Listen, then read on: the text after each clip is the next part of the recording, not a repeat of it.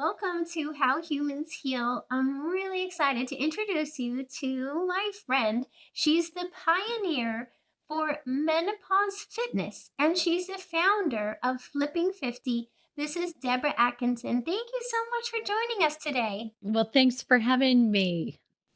Oh my gosh, of course. I mean, the thing is that you've been helping women to exercise based on their age, basically based on being in menopause for a long time. And now it's becoming way more popular, Mhm. way more of a something that people are realizing is important. How does that feel to you to just be like, oh my gosh, they finally realized it?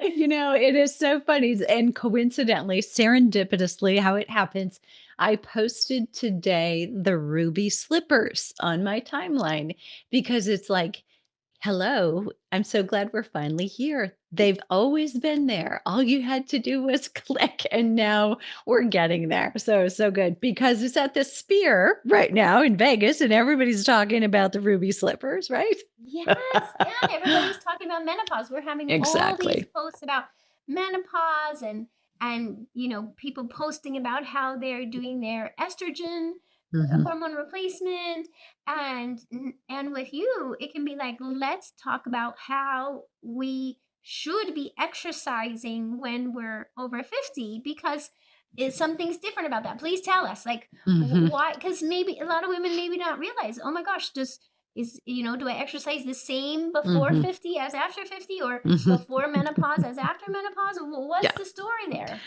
And generally, no, but your body will tell us. Your body will tell us whether you do or you don't, and you get the same results. So you could choose to, and some of us are just stubborn enough that we might try and keep trying, but eventually we get tired or we get injured or ill if we're trying something that's not working, or we will find we're getting dissatisfied with the results that we're getting.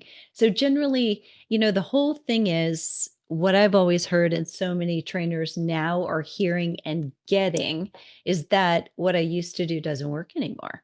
Mm. And it's Like like you're I'm eating the like same and you could be doing your same workout, whether yeah. it's strength or cardio, and feeling like my muscles are not responding or Mhm, something like that, huh? mhm. Absolutely. And the answer to that is of course because you've just hit the nail on the head in regard to the problem. You don't have the same hormones that you did when it worked. So it's just if we treat it like this is data, all we have to do is collect the data and let's respond to the data and make an informed decision about, well, we know that isn't working. So where are we going to start to make the changes? And we can win again. We actually can be as fit. And I know so many women honestly feel better now when they do turn it around and start exercising right compared to the way they were when they were 25 and 30, and certainly in this generation, because many of us were probably over exercising, doing way more cumulative cardio than we needed to. And, if we're honest with ourselves, we were probably more tired than we admit, a little bit more Diet Coke, a little bit more, going through drive through to get those sugar free cones because they didn't count at all. Yeah. Yeah, I love it. You're like, yeah, maybe I can just get this sugar-free cone and like pretend I didn't have anything, but Right, and get a little energy because we mm, really didn't we weren't fit, I think, and we all equated if we're thinner, mhm. we must be fit, and just let's just call BS. That's just not true. That's Mm. you should be the most energetic woman in a room if you're exercising at your sweet spot right now. You should walk in and there should just be an air of energy about you and people's heads turn.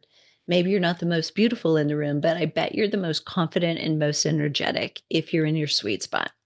That's a really great measure, Mhm. to be able to say, when people say, how do I know if I did too little or too much? Mhm. It's how you feel after. If your Mhm. energy's good, then you're in the good for your body. But if Mhm. you're ending up feeling tired, exhausted, and perhaps in pain, I would think too after, Mhm. then those Mhm. are signs to me that you overdid it. What would be for you other signs that you overdid it? Yeah, and so true. And so there you are, the princess of the master of stress herself. So that's exactly right. I tell anybody, if you feel like after your exercise, whatever it is, you could lay down and take a nap. We have a problem, Mhm. Houston. We need to just right away. That should get you to stop because we are not 17-year-olds in football doing two-a-days where, it's summer training camp and in between practices, we can go home and lay on the couch. Most of us don't have that kind of life, and nobody's going to feed you grapes while you lie on the couch. That's just not going to happen. So we need to be exercising. What I like to say is the MVP, the minimum viable physical exercise so that you can do life really well. Don't forget, it's not about the selfies you post in the gym. It's about, are you doing the things you want to do with your kids, your grandkids, your travel, your spouse, your partner, your volunteer work, or the work that you're doing literally that is your purpose in life. We should have plenty of energy and cognitive function should be sharper because we're exercising in the right mode. I love that. I Yeah. love that. Like, I love just painting this picture of here's what it looks like at the optimal, and also here's what you can look forward to. Maybe if someone's starting off and they haven't been Mm. exercising, Mhm. then that sounds to me like, oh, I would look forward to that. Like you're Mhm. really saying, hey, this Yeah. is what it can look like. It doesn't have to look like torturing yourself and being in Yeah. pain. And that's such a great point is so let's just shout out to all the trainers and health coaches for a moment and to everybody who's not exercising because honestly you're right now you're a bigger part of the population. So if we're speaking to anybody who might be interested in tuning in because it was about exercise, chances are you're already exercising. So do a woman a favor, don't take her to coffee, take her for a walk or take her to the gym. I love that. I love Yep. that. And I like what you're pointing out, which is it can be variety. Well, what do you Mhm, suggest with that? Like, because I think so many times when we do start to exercise or we think about starting to exercise, we mhm, think, oh, I'm gonna have to go to the gym for hours, mhm. and we sort of like then we're just like, that's never gonna happen, and I'm we out. give up. But it isn't about eating or exercising the same thing every day, right? I mean, Right. what do you suggest with variety for exercise? Yeah, well, and I think what I use is kind of a Venn diagram. We use 4 different things to say, "Here's what you should do," but the first thing before we start worrying about drilling down to what's most beneficial or effective is if you go from low movement or no movement to moderate movement, you're getting it more frequently. The the threshold and the benefits are tremendous. If we go from moderate to really high level of exercise, we get a little bit more return. So just getting started and let's not get picky about what it is. What do you like? Start there. So if it's walking daily because it's easily accessible, and hopefully you enjoy it and you get outdoors a little, there's probably more benefit to that. But I happen to know you ballroom dance, so if you'd rather take dance lessons and do something that masquerades the exercise that is happening behind the scenes, do it that way. Get started. If you tell me I want to age really optimal, at some point we're going to have a conversation about how are we protecting your muscle and your bone, and are you doing things also to protect your brain? The dancing would hit that, right? So there's lots of choreography, you're learning steps and remembering them. That's going to be great for your brain. But there are other things we probably want to do to also maximize or optimize your muscle and your bone density. But again, let's let's be codependent. That's what a trainer really wants for you. We want you to be codependent. I want you to start, and I know you're going to get hooked and love it, and then we'll do more. But we don't need to do more before we start. I love it. I love it, right? It's like, because sometimes we get ahead of ourselves in our head and then we don't do anything. So it's better to just Mhm. take that first step and then know that we can trust it. Because this is so. I mean, you've been doing this for over 30 years, right? This is, Mhm. I mean, this is not like a Over new thing for 40. you. Yeah. This has been your life. Right. Yeah. Right. And so it makes me dangerous. To tell you the truth, I'm dangerous, right? Because I take for granted that someone is just starting and they're in a very different frame of mind. So every day I try to remind myself a beginner's mentality. You know, we just need to simplify it. And I think I just created a very short video the other day and I said, I'm sorry. I apologize on behalf of the entire fitness industry. I'd like to apologize because we've made it so difficult. And what you're hearing when you scroll online is that you should be lifting heavy and that you should be doing, 4 or 5 days a week, and you should be jumping, and sometimes those workouts, it's gonna take you 90 minutes a day because there's so many pieces to it, and all of a sudden, most people are like, number 1, I don't have the time, and number 2, I actually don't have the energy, and so, number 3, maybe I'm not even that interested, so, we've made it so hard, and we just need to get back to, let's just start with things we love. And if there's an activity you like to garden, let's build on what would make it easier for you to garden. Or can we plant another row so you have a little more gardening to do? We're getting you more active by doing that. I love it. I love it because it's so true. It can start small. And I also find that with my patients, when they first come to see me, they may have nutrient deficiencies, like even in Hmm. postmenopausally, besides the low hormones, if they're not on hormone replacement that's at good doses, they might also have, let's say, iron deficiency or B vitamin deficiency, and very likely their cortisol's off. And I know you like to talk about cortisol too. If Hmm. cortisol's Yeah. too high or too low, that's going to impact your exercise ability and your capacity. And so what I find is, as I walk women through balancing their hormones, optimizing these nutrients, optimizing their adrenal function, all of a sudden then they call me up and they say, Dr. Donnie, I'm feeling interested in exercising. And it's like out of Hmm. nowhere they have this thought. And I'm like, okay, you're feeling better. That tells me your body's recovering and that you even feel like exercising. Hmm.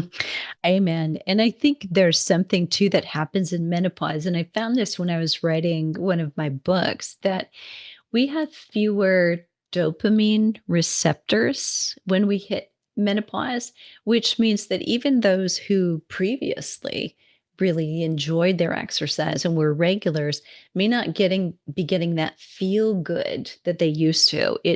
They're going, but they're kind of going through the motions, and there isn't that kind of escalation of, really a good feel afterward.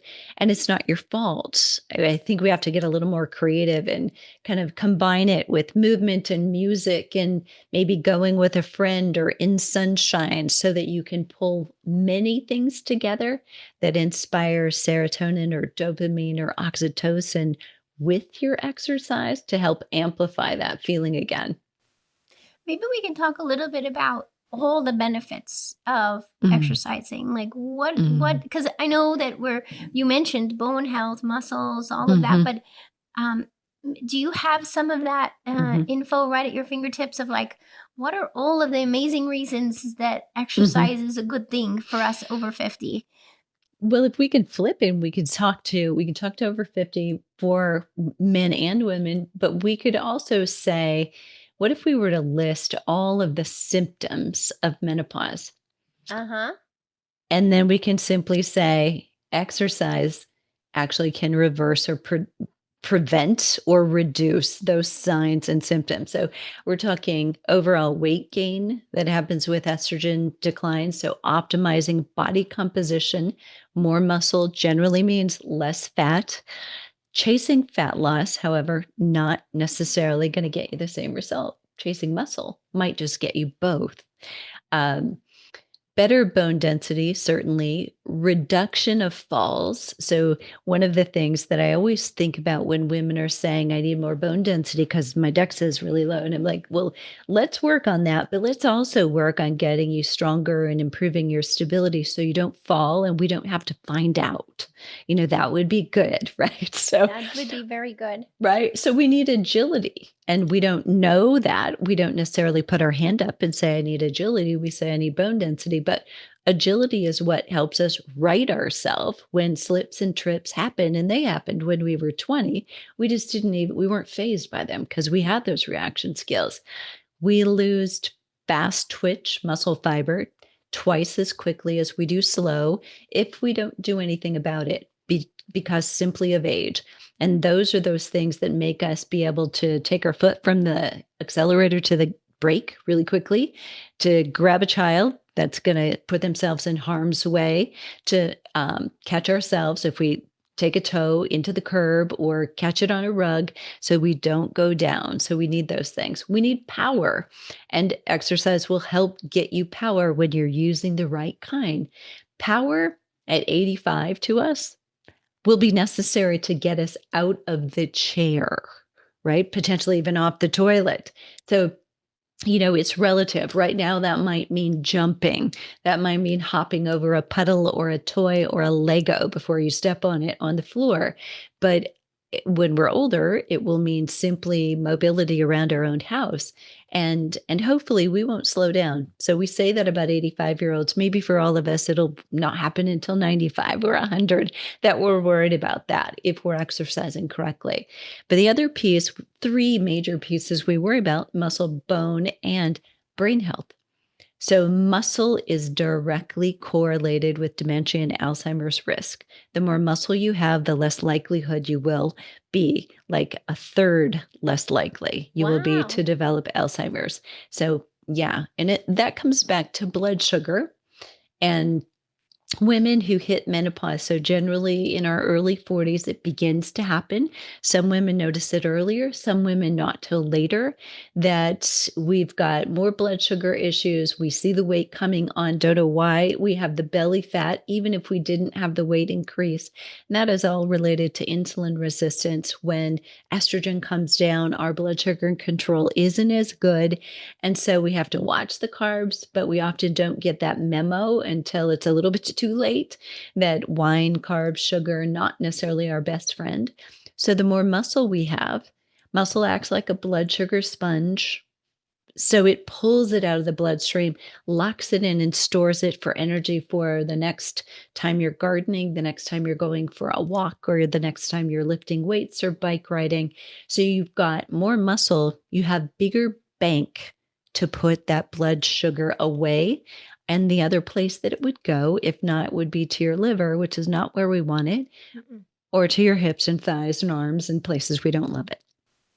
I talk about it that way too, like really helping people to understand that there's only so many options the body has when we have extra blood sugar around. If it's not going into a cell, the liver has to decide, what am I going to do with it? Do I store it in the liver, which leads to fatty liver? That's not good. Do we store it in your waist, in your hips? And you're like, no, thank you. So you really would rather it go into your muscles so it doesn't, the liver doesn't have to make that decision. Amen.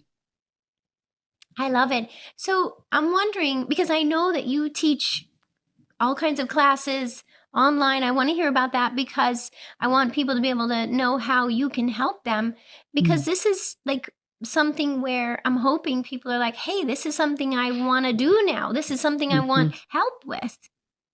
The number one thing, the biggest anchor of all programs that we do are strength training programs. And I mentioned earlier, I refer to it as the MVP. I could design a 4-day-a-week program for strength training, but I don't. We design based on twice weekly. And we try to, let's just get people doing the twice weekly. And what we find is so many women have been unsuccessful before they come to us because other programs are asking 3 days a week or 4 days a week or more, heaven forbid. And I don't know where the recovery part of that equation is. But if we can do two, we have flexibility. Like if I can't get it in on Monday, I just move it to Tuesday. It's not a big deal. When you start getting all fancy and doing split routine where upper body one day, lower body another, or really body parts per day, you miss a day or two, you're totally off and you're Because you like, can't figure out where to catch back up but again. you Yeah. right. Do I do that? Do I do this? Do I double? And definitely not. Your body, you can't catch up like that. And the thing to remember is you're not behind, right? If you needed the rest or you were gone, you were doing life. That's why we're working out in the first place. Let's not forget that. And if you were ill, your body's workout was getting better. So you're not behind because you were that. It's just now you're coming back in. It's easy to plan around life when you just have 2 to do. And generally, people who do 2 sometimes then later will say, "Should I do more?" And sometimes it is beneficial. As we are post-menopausal, not pre or peri-menopausal, but post-menopausal, and generally for most women, that's somewhere over 60. We actually do need a little more volume, and that might be another set for each muscle group, and you're just extending your workout for a few minutes. But for some women, that's adding the third day a week. And it by then we have the energy. I know how scary it can be when you get a pap smear result that shows positive for HPV and potentially abnormal cells. It's hard to know who to trust and where to get information to help you solve it. That's exactly why I decided to do something about it. I'm Dr. Donnie, and after helping thousands of women over the past 2 decades to clear HPV to negative and keep it negative, I decided to create the HPV Kickstart program. This step-by-step online program is designed to teach you the essential knowledge you need for your body to heal itself. You'll get access to a comprehensive series of videos that will help guide you through the diet changes you can make, the supplements to take, as well as ways to address the underlying causes of the virus. You can clear the HPV virus. Just go to drdonnie.com/kickstart or use the link below to get started. I'll see you there. Women in perimenopause, as you well know, are much more of a roller coaster, and they're kind of going up and down and kind of feel good sometimes than not. And because they're on that roller coaster, it's so unpredictable that just like, let's do the basics. So we're holding on to the muscle that otherwise we could easily lose during perimenopause.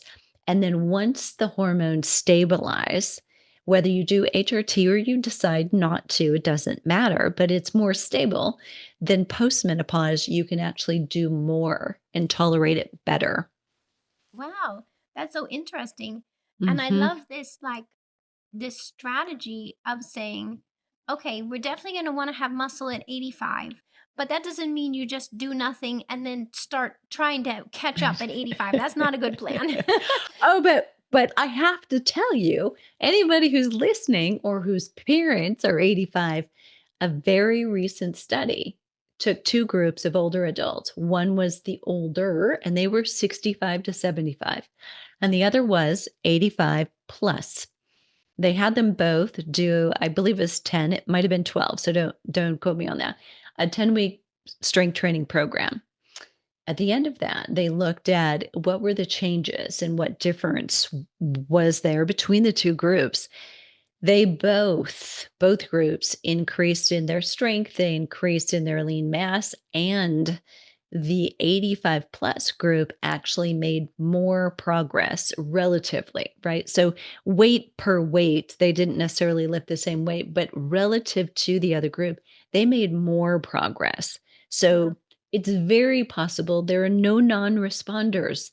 So So if you have, even if yeah, you're older already and you haven't been exercising, it's not too late to start. Just no, start wherever age you are. My yep, mom is 83, and I have to tell you, she's really been doing amazing with her exercise. Like she goes to the gym, she has a trainer, she's doing strength training, and this is a so my great. mom never exercised earlier in her life. Like when I was a kid, I did not see her exercising, but now she's doing her strength training at least 2 or 3 times a week. And so I'm so excited hearing this from you. I'm going to That's tell her awesome. that. And what comes to mind for me is, like, I would worry that maybe not all trainers know Mm, how to work with someone who's yeah. over 60. Is that something people should keep in mind? It is absolutely something they should keep in mind, and I think any nuance, that there is. So menopause fitness is one of those. You can change your title, your profile in Instagram in about 10 seconds. So have you all noticed in the last 6 months, there's suddenly lots of menopause fitness coaches? They didn't all get a weekend certification, and if they only got a weekend certification, you should still say, wait a minute. It's going to take a little longer. And so, coming from a university background, I taught for 15 years in the Department of Kinesiology, PE majors, people who wanted to be trainers, gym owners, fitness instructors, pre PT, pre med students came through our program. And inevitably, so I know what they know when they come out of a four-year degree, and I know the rush. So four-year degrees, universities are also businesses, by the way. We sign contracts with parents saying, "We'll get them out in 4 years." And if we taught them everything they needed to know, they'd still be there today. So they only get the basics because there's so much to learn about the physiology, the kinesiology of the human body that we never once in 15 years, and these were the courses I taught. Never once did I mention the word menopause. Never once Wow. did I mention the word hormone fitness. The only moment it slipped into the conversation would be one semester for 10 minutes, we would tell them what osteoporosis was and Isn't that very, something? So they're very rough really not guidelines. getting taught about No. fitness trainers are not being taught about menopause fitness.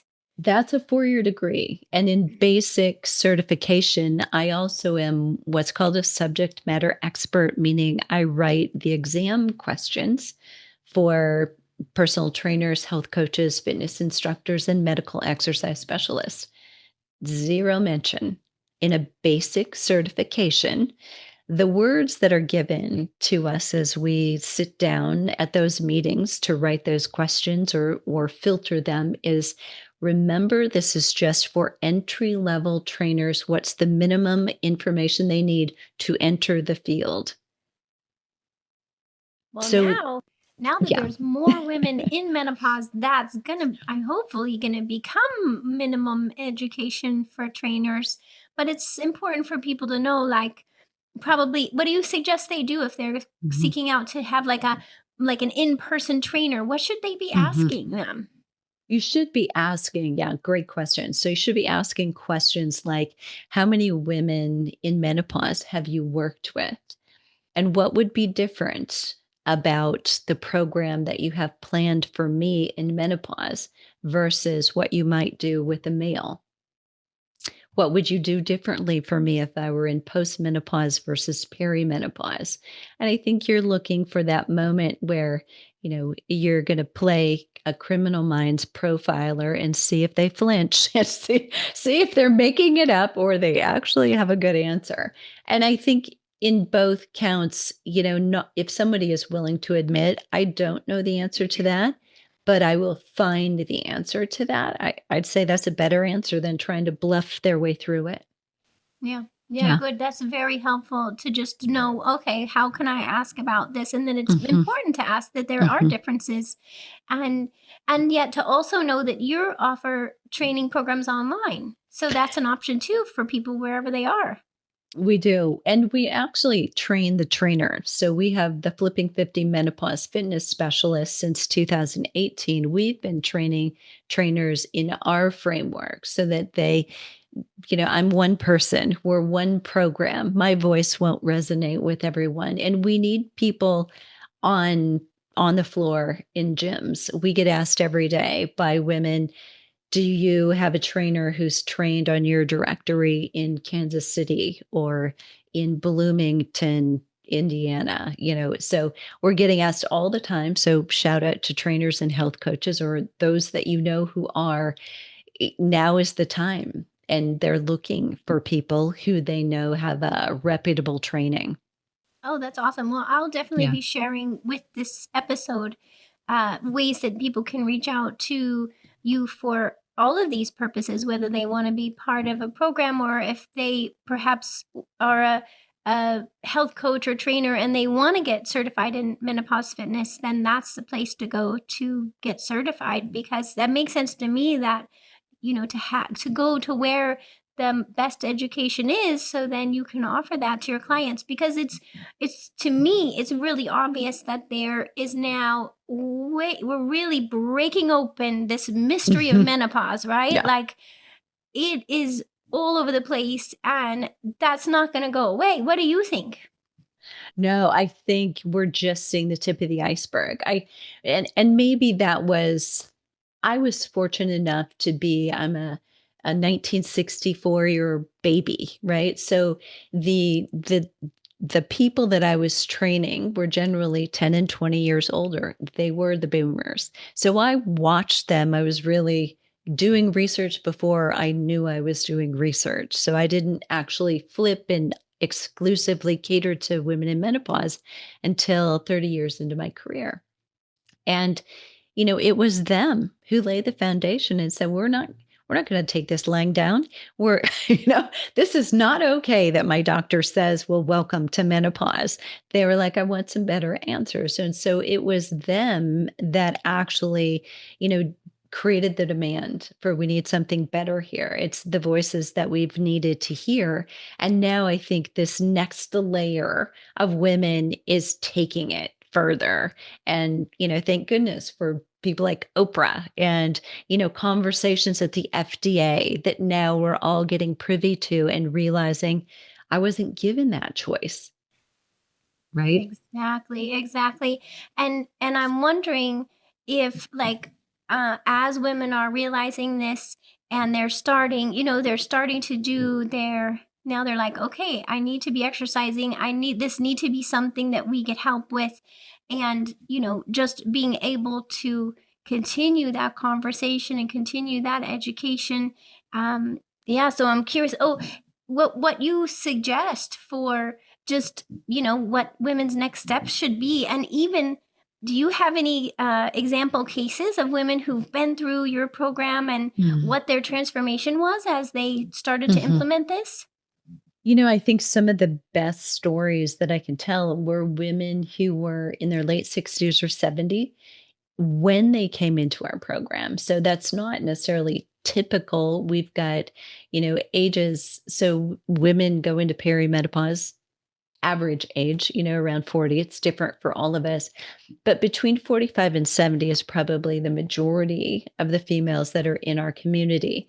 But when we've had a couple of women, so Jennifer is one who comes to mind, and significant weight loss, and it's life changing for someone to understand this is no longer calories in, calories out equation, and that we're needing to feed our hormones just far differently in order to get the results that we want. So whether it's weight loss, and indirectly that comes from muscle gains, strength gains, agility, the last thing you think of is, somebody being frail and falling. We think of somebody teeny tiny, and very small and shrunken and shriveled, and yet falls are happening younger and younger for women who are not fit and not strong.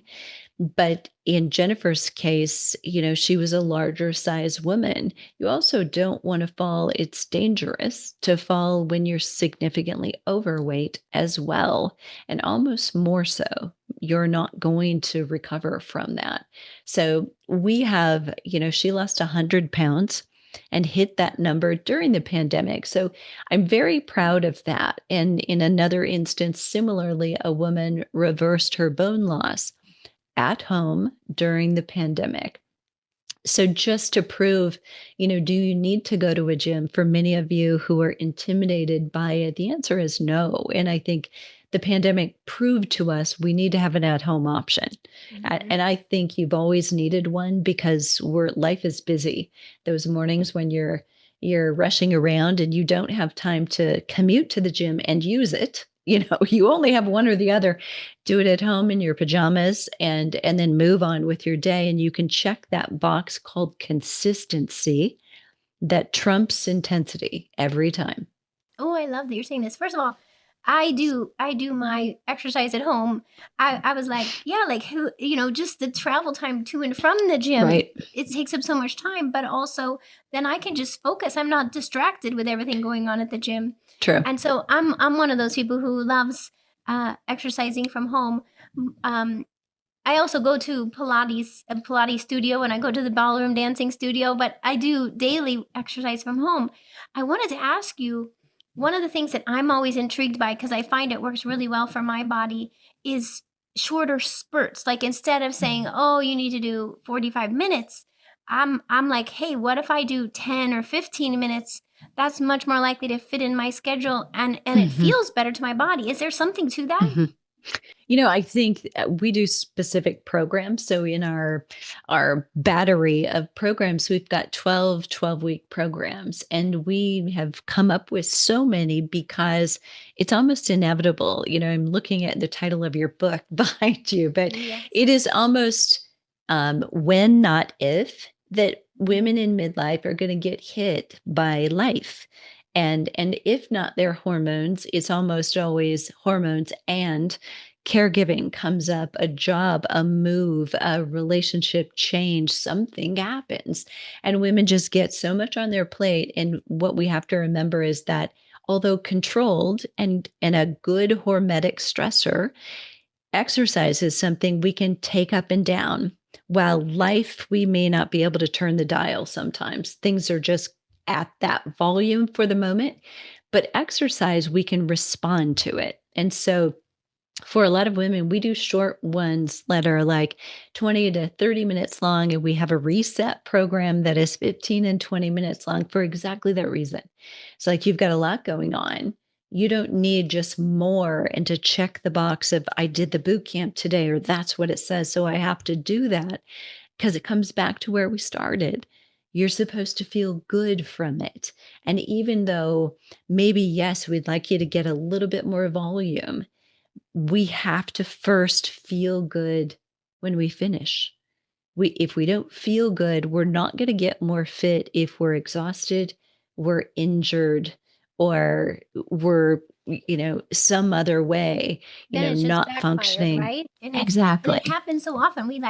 Because we're so used to pushing ourselves harder, right? We're like, I can do it, I can push it, I'm gonna make myself We do do. it, and then we end up backfiring, and then we have to find a way to start again. So Mhm. it's way better to be like, let me start in small steps and be Mhm. successful and build on that.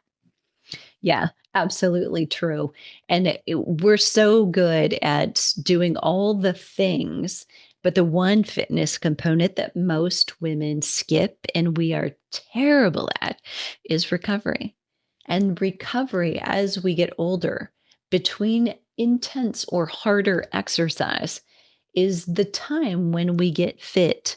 And that really wasn't taught to us really well, or maybe all of us played hooky on that day. We missed that lesson, because we've always thought the more I exercise, the fitter I'll get.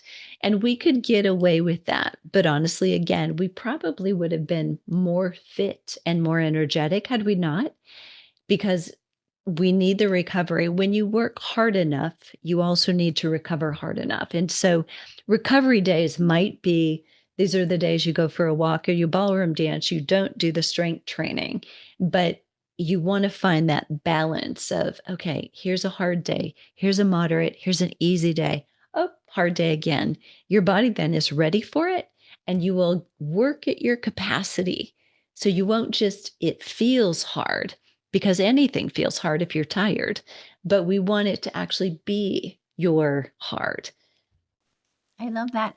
And thank you so much for sharing those stories. That's so inspiring because right now, of course, so many people are going toward the weight loss medications to be like, okay, if I Sure. need to lose weight, let me, and I don't know how much, you want to get into that, but, or Mhm, if you have an opinion on that, but to me, as a naturopathic doctor, hearing like, mhm. wow, if we create an exercise routine that not only improves your health, but you end up losing weight that you wanted to or needed to lose, that's a win-win, and it's Mhm, something you can maintain going forward that's going to have long-lasting benefit. If we can do it that way, how mhm, wonderful. But tell me what you think about mhm. sort of like the latest what's going on with weight loss. Yeah, great question. So about a year and a half ago, I was on a panel in front of a large fitness association, a global conference with some physicians who were giving their side, and I was coming from it as a fellow fitness professional. And I looked at it not in the way I think people thought. I think it is an opportunity for people in the fitness professional. I think it's got its place. And I've seen people who come into it who have tried everything and Mhm. who are not getting it from the lifestyle changes that they have honestly made, and then it can be very helpful in tandem with that. So it's So about how to combine it. So if you're yeah. choosing, okay, I need to do a GLP-1 agonist, for example, Mhm. and create an exercise routine. Right. We just absolutely don't want to lose that muscle. And we're seeing that, but I don't think at the extreme we thought we were going to. I think there is a small portion of people who are using this like I mean, it's almost turning into an anorexic, Mm. thin people are trying to get thinner and don't actually take care of themselves and do the exercise, and that is a whole different ball of wax, and we don't want to get into that. But when somebody starts and maybe needs to lose significant weight, even so that they can get moving, so they can take some Mhm. pressure off of their joints and then get moving, I think that also is a vehicle. But the goal should always be that you're getting some lifestyle education on the importance of eating protein and getting the resistance training in, so that we're not losing muscle mass and we start from day one tracking that, not just weight, but we are tracking body composition specifically to know if we're losing weight, are we losing the right weight? And are we working to maintain that lean muscle mass? Because that is your metabolism in the future. We've heard this, but metabolic health can be worse if you lose weight, and a large portion of that is muscle. It's so important. So Mhm, to say, what say you're in a weight loss plan or potentially using a weight loss medication, we mhm, want to be monitoring to make sure you don't just lose all your muscle, and having an exercise routine or consistent plan where you're maintaining your muscle too, so that you can maintain the health going forward from there too. I love mhm, that. I love that mhm, concept. Thank you for sharing that. And mhm, and I think that's really going to help a lot of people. I love that you also touched on bone loss and preventing bone loss and falls, because I see that so much in my practice as well. When bone loss starts to happen and women are thinking, wait a minute, I don't really want to have to be on a medication for osteoporosis. What else can I yeah. do? And we've known for a long time from research that weight bearing exercise helps tell our bones to stick around, to prevent Mhm, bone loss. But I think the thing that a lot of times we don't realize is how dangerous falling is. That mhm, oftentimes as we age, when a person falls is when they end up having a fracture in the hospital, in a rehab, and it can be really hard to recover. I've helped patients recover from that, so I know how difficult it can be. It can be done, mhm, but we want to try to prevent it if at all possible. And so I love that you shared how when we can do the right amount of strengthening, we can actually be preventing bone loss and preventing falls by getting that agility or flexibility, that our balance back. mhm. Totally agree. And I think the other thing that it probably is worth saying is often women are getting that diagnosis that, you're sitting in there and somebody's reading that scan and you're hearing you have osteopenia, you have osteoporosis. And sometimes women are just downright insulted and shocked. Like, wait a minute, I've been active. I don't deserve this, in many cases. But almost everybody suddenly has some fear and wonders, what should I be doing? And we're afraid to move still.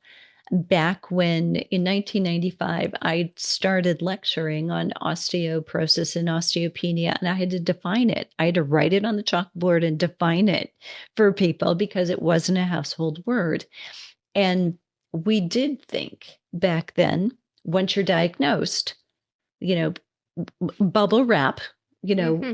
we're just, be And then very you're afraid careful. afraid to move around because you don't want to break something. Exactly. And some of that still lingers. So remember, anything that got on the internet is still there. So Hmm. you're going to bring things up, and Chat GPT is scraping the internet. So some of that will be pulled up by Chat GPT. And so don't just give your life away to that. But we now know, since about 2015 and beyond, it's become the norm in studies on bone density that we can reverse bone loss as long as we are efforting enough, and even going from not lifting weights to lifting light weights, and going from then lighter weights to moderate, and from moderate to heavier. And we all have to go through that progression. And you personally may find a place where I can't go anymore because maybe my arthritis is getting in the way. And you'll know where that safe window is for you without putting yourself at risk. But we do want to find it. And, it matters that there are other things. There are like 4 different ways that you can work on bone density. And then a fifth that is really not talked about as much, but we need to look at diet, make sure we're absorbing all the good things that we're eating. So that sometimes can be the problem. But walking, weight bearing, that is helpful, and moving around every day. So just we're countering gravity when we're doing that. So sitting down, not as beneficial as standing. Walking is more beneficial than standing, and hopping if you can do that. And so there's a continuum always that we're on. But the more you move throughout the day, the more you're doing your bone good. Even doing yoga. So, Dr. Lauren Fishman came up with a study in 2016 that proved 12 minutes of yoga poses, and there's a specific battery a day, increased bone density in a longitudinal study by 1% every year for 7 years. So, not just 1% in the first year, but 1% every year. Wow. So, yeah. So people who think I can't do impact and I can't do heavy, can you do yoga? And it's not down and upward facing dog. You're just stepping into poses and holding them. That was it. So it's just a different way of resisting gravity. And so again, there's a I can do this versus can't. And then it is jumping. If you can do jump training, there's a whole continuum. So for those who are thinking, I have prolapse, or I have bone on bone, I'm not supposed to jump, or I had knee replacement, my surgeon doesn't want me to mess up that pretty work. There are lots of reasons people can't jump, but can you stomp your feet going up or downstairs? That helps. So there are all kinds of things along the continuum that if you can't actually jump, there may be something where you can get a little more bone density than simply walking.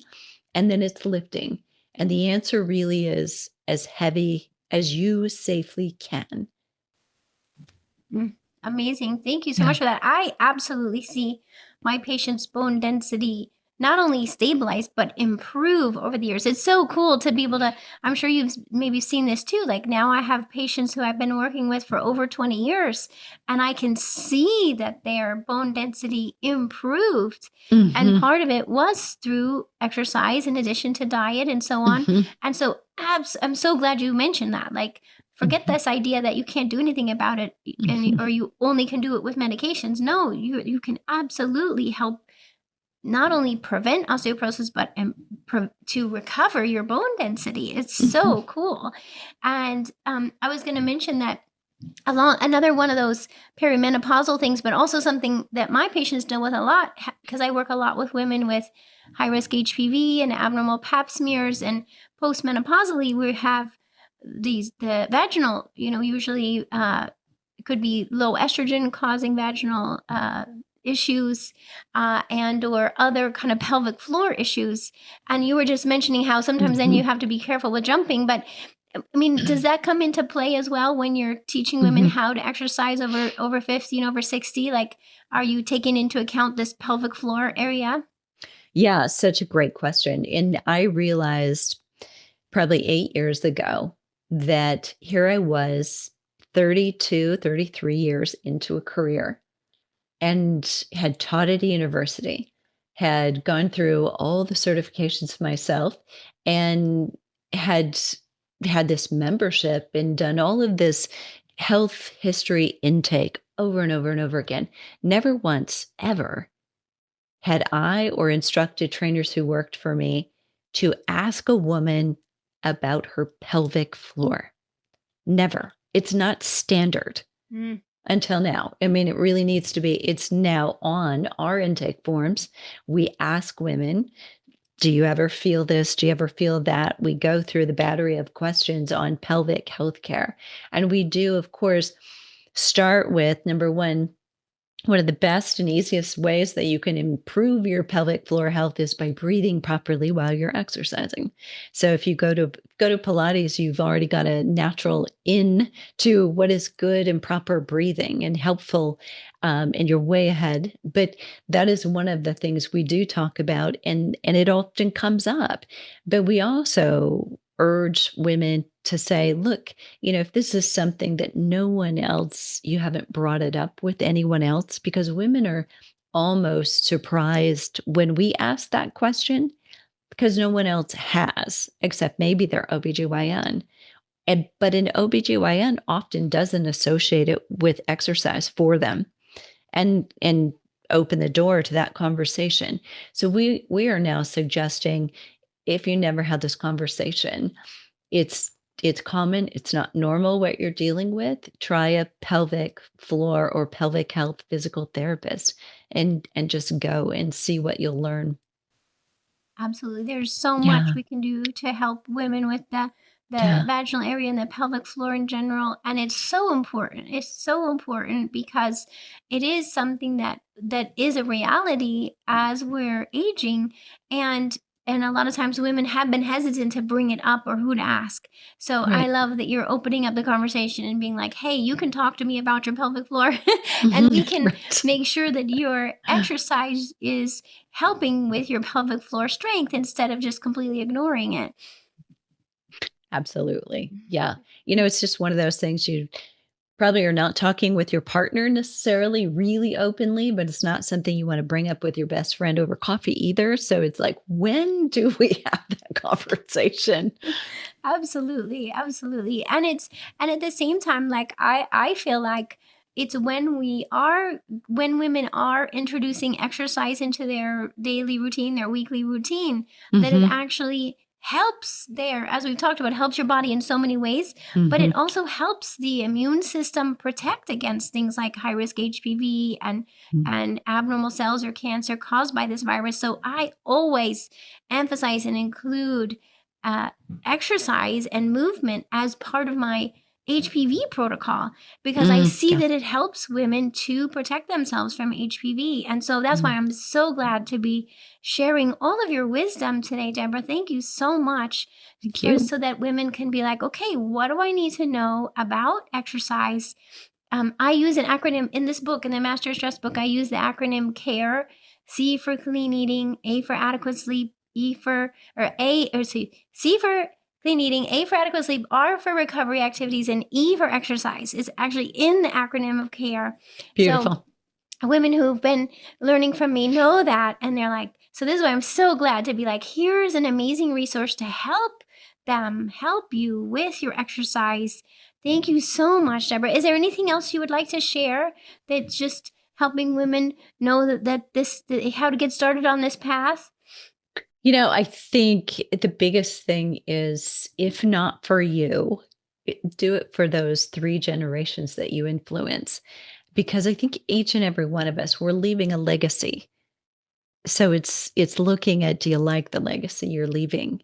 I have sons and boy dogs even, but I now have a daughter-in-law, and so it's changing, the way I'm thinking. It's like, so her test after postnatal partum is a bone scan. right? So that we can know, where is she when she's 30?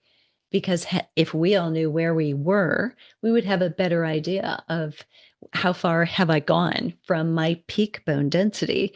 But we can look now for her at where she's at. And when it's in front of us like that, we're going to think about it proactively for much longer in our life. So, who do you influence, and what kind of a legacy do you want to leave?